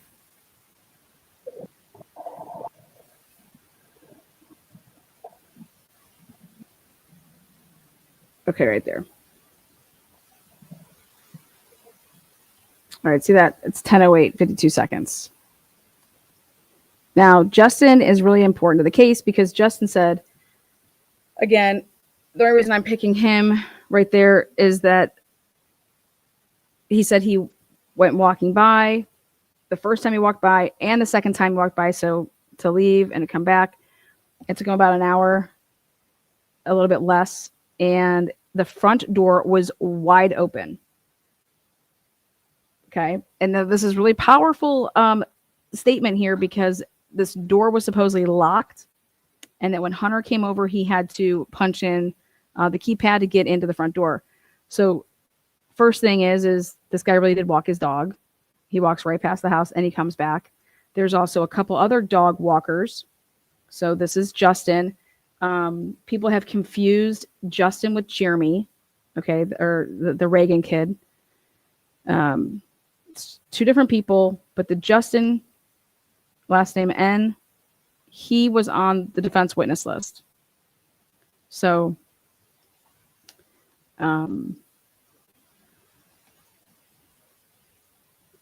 then he comes back, but before he comes back, I want to show you at 10:30. Now, we were able to figure out that John Showalter, so John Showalter, he drives a black Beamer. But it's an SUV. And I'm going to show you when I think it's like 10:36.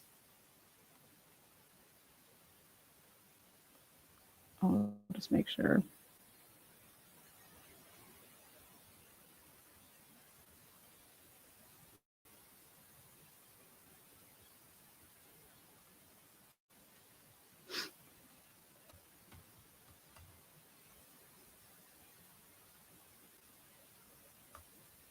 Yep, there it is. Okay. So here he is. He's going to be traveling down. I'm going to pause it right there. That's his black Beamer. It's a SUV. And when he was interviewed the second time, okay, because he told them that he went to Floyd's. Now I want to pay attention here to the time. 10:35 and 39 seconds. Now to get to Floyd's and how long it would take, and then to actually be there, and then you're going to turn back and come back.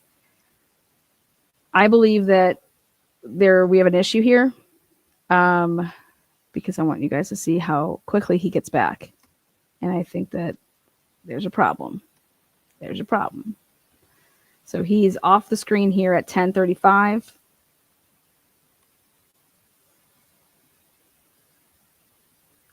There he goes.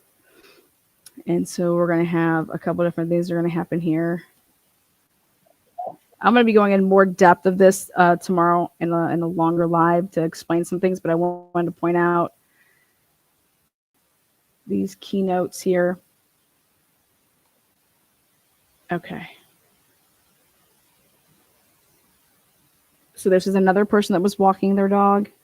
There's like 3 people that I found walking dogs during this 10 to 11 time frame.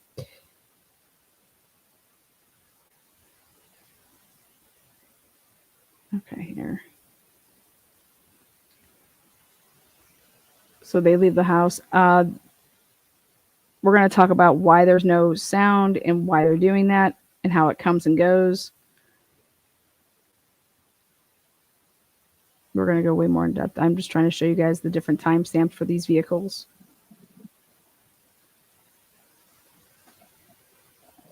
Look at that little cat.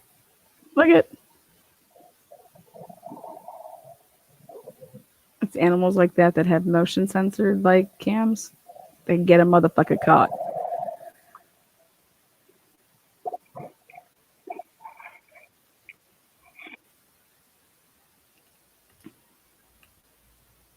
I think I actually went too far with that. Hold on.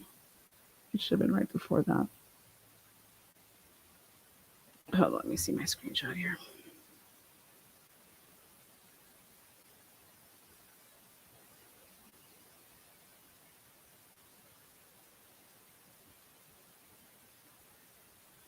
Okay, he comes back at 10:59 and 41 seconds, which is basically like he said. He was like, it took like about an hour. So he leaves at 10:08. So at 10:59, and you're going to see 10:59, 41 seconds. You're going to see this. Here he is, Justin. And again, this is the guy that I think is Justin. And here he comes walking back with his dog. And this is, I mean, this is a huge, again, there's a couple different people that do the walking of the dog. So I'm saying if this is him, again, this is huge, regardless if he's the 9 o'clock guy that goes to the 9 to the 10, or if he's that kid. We have a wide open front door. And he was interviewed right away. I just think that, I mean, that's pretty significant. Nobody said that they unlocked anything. Now at 10:57, so I think it's really hard. There's no way that you could have went to Floyd's. Let's see, it's 10:57 and 49 seconds. So here we go. For Jack Showalter, when he left, to say that I left and I went to Floyd's and I came back. And then he was talking, he's like, you know what? I can't remember. Was I watching football and then went after? Remember, football over on that part of town would have already been would have already started because they're on the West Coast, time frame wise. And so this was huge to me to see that Showalter's right here, there, right there. I have that as being the black Beamer. And that's 10:57. He left at 10:36. You guys, you wouldn't even be able to be at Floyd's at all. If you put in 1122 King Road and you do the math, let's just use Google here. And that's what I did. I typed in 11122 King Road. And then I did directions. And then directions to Floyd's Cannabis. Now, you guys can be your own judge, but it takes 10 minutes, like at this time right now at night, 10 minutes to get there. And then if you just turn like right back around, you couldn't even be there at all. Unless maybe something was already ordered. So you're like literally just running in, running out.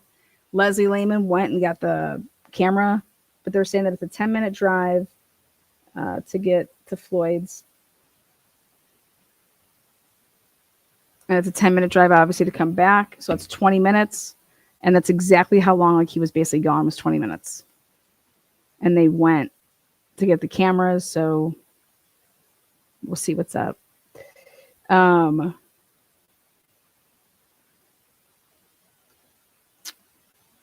So two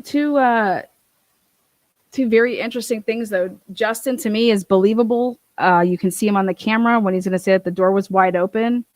I don't know how why he would just say that. In fact, he made a comment. He's like, at first I just thought that when I saw it, he's like, I just figured that they were, drunk that night and somebody just forgot to close the door. So, that's just what I thought until hearing about the murders. And then it was like, okay, I have to tell somebody this. And he says it like, he made it seem like that.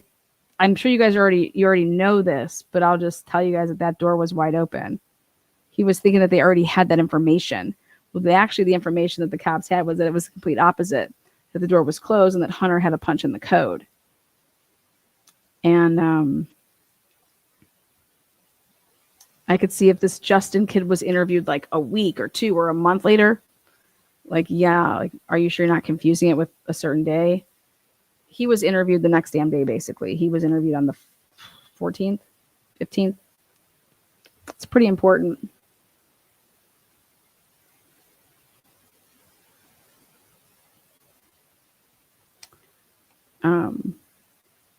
But and then Jack Showalter here. This is his BMW, and I'm just like, whoa. This is like he didn't even get out of he didn't even get out of his car. So he went straight to Floyd's, got in the parking lot and left. Like I said, he could have already had his shit ordered, and maybe that's why it could have been so quick. But curious to see what the cameras show and what time he went over there. I think he went and got food, came back, maybe forgot about getting food, and then was like, oh, I actually went to Floyd's a little bit later. So yeah, I must have left and got food at that time. That's what I think. Because at this point, he has no idea. See, he drove past it a couple times. There's no police or anything. So he has no idea. So.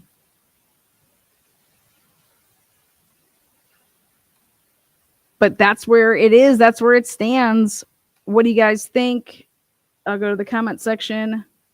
We're gonna do a way bigger deep dive into that tomorrow with the whole daylight 1112 body of security cameras. Sunshine, LA, Atlanta, you're the best. I want you on my side in any fight. Well, yeah, we're gonna find out the information. I'll tell you that.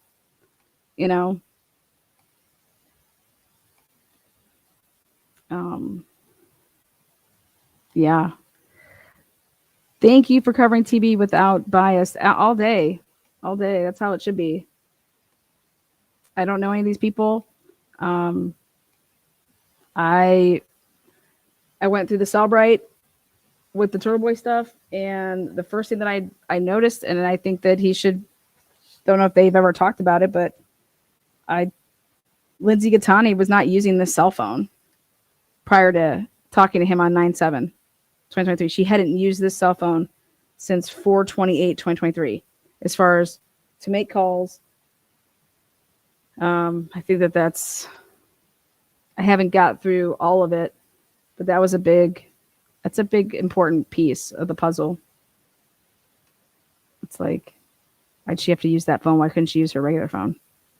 And then the other thing I think, and then just this whole, you'd have to prove that Lindsay and Kate Peter were talking before 9/7, in my opinion, to be able to try to say anything that would be a conspiracy. But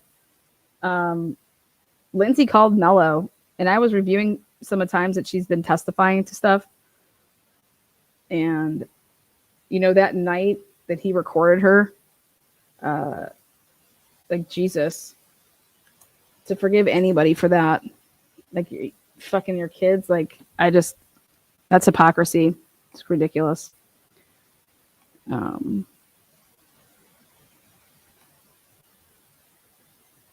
I just don't see the frame job, but we'll see. Anything else?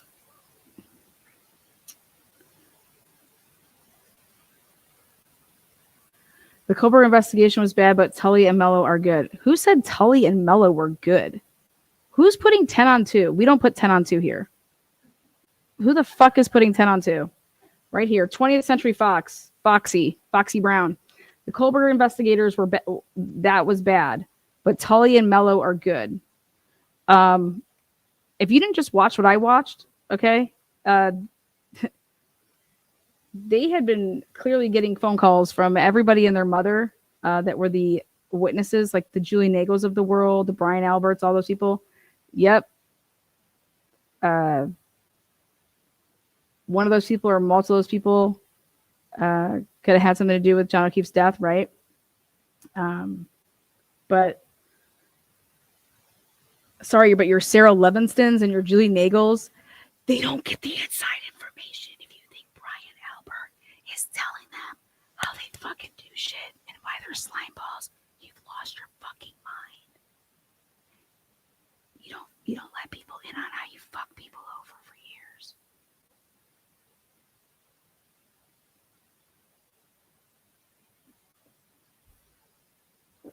No.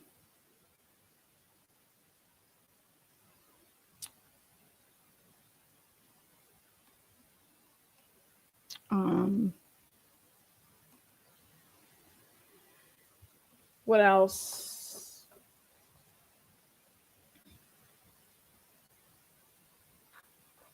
Yeah. If I was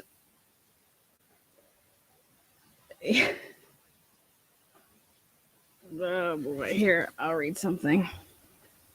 This is crazy.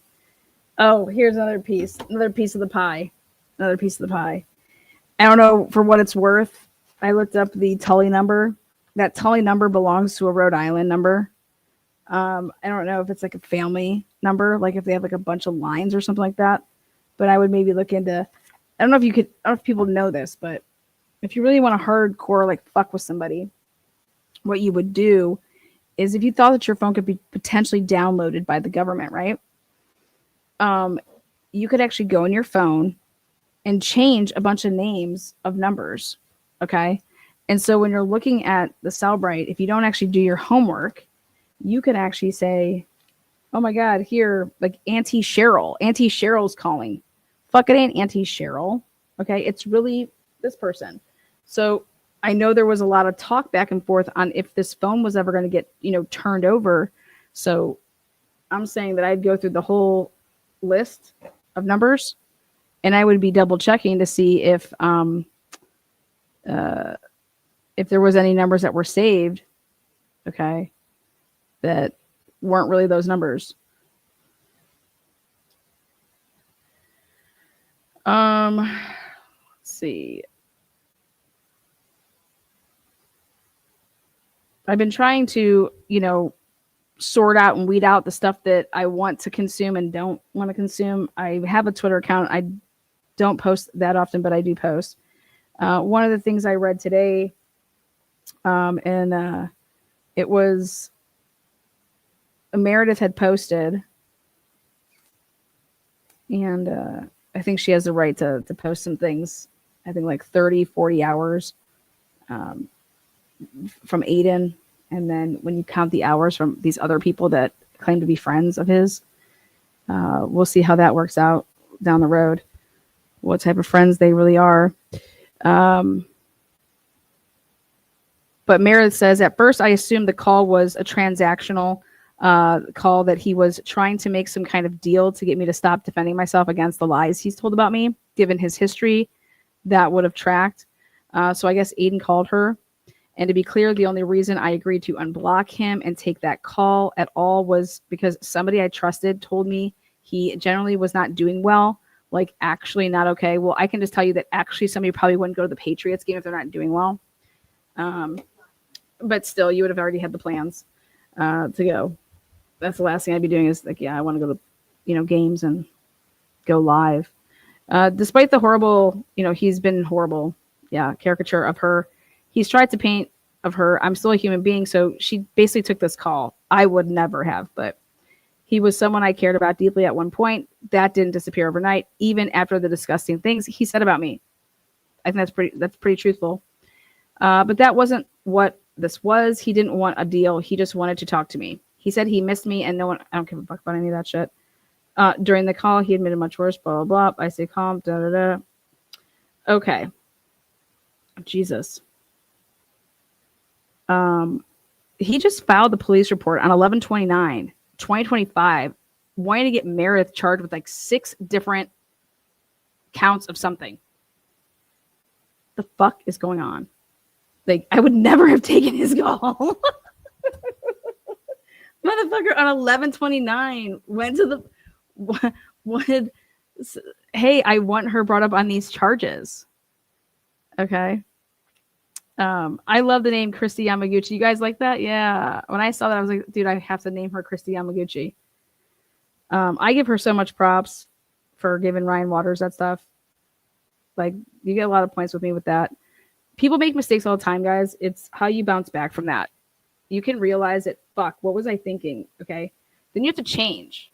When you don't do that and you can't take accountability and you don't realize that what you've ever done and that's wrong, that's a problem. And so, yeah.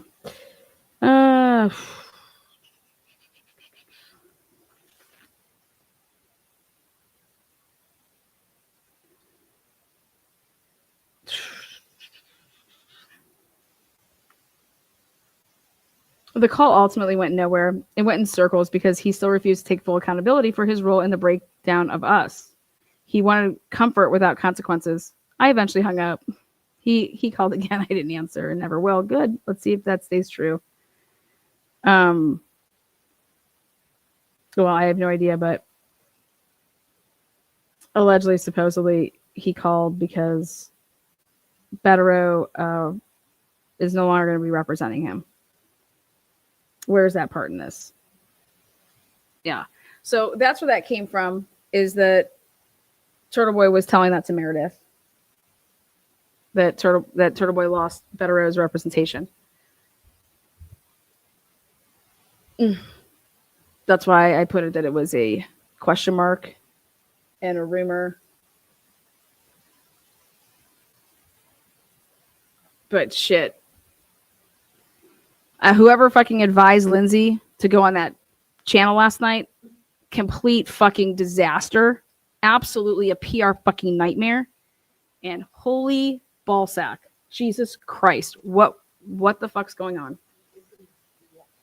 I mean, just the most ridiculous decision ever. So.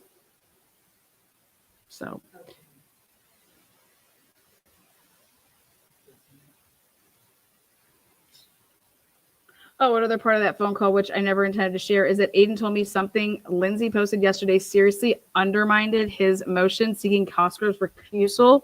I think it was something that he said, to be honest. According to him, that was the final straw for Bederow. He told me that because he and Lindsay are communicating again and are now sleeping together, it created conflict that damaged the recusal effort. Those are his words, not speculation. Jesus Christ. What? Jesus Christ. I just can't. Oh my God. Somebody would rather call somebody a fat fucking bitch than just shut the fuck up and keep themselves out of goddamn prison. Like, how dumb. Like, do anybody realize like what's going on here? Do they really think that this is going to, like, the courtroom is not YouTube. I hate to break that to everybody, man. Okay. These jurors are going to be like, what the fuck are you all doing? Y'all need to go to prison. Okay. Who keeps weaponizing, like, we got people that are actually getting, like, raped, murdered, in this shit. This shit. But you know what? Like, it's a real thing. Like, you're trying to destroy people's lives. And it's going to make one fuck of a Netflix. If the right person produces like a full blown, like legit, both side, maybe triple side, maybe quadruple side documentary. This shit needs to get out there because it's happening a lot. And these fake fucking accounts and people, like, seeing that people are parents and that they're engaging in this shit. Like, god damn, I can only imagine what your fucking household's like. It's disgusting. Damn. Like, who the fuck has time for that? Oh, I'll tell you who. People's husbands that travel, their wives. They're fucking bored ass wives. Pig hoes. Yeah, hobots, I call them. Hobots. Check it out. Hobots. They're real. All right, guys. Thank you for joining us on this lovely Sunday Night Live. Karen Reed's probably like, thank the fucking Lord. God, I wanted that monkey off my back for a while, you know?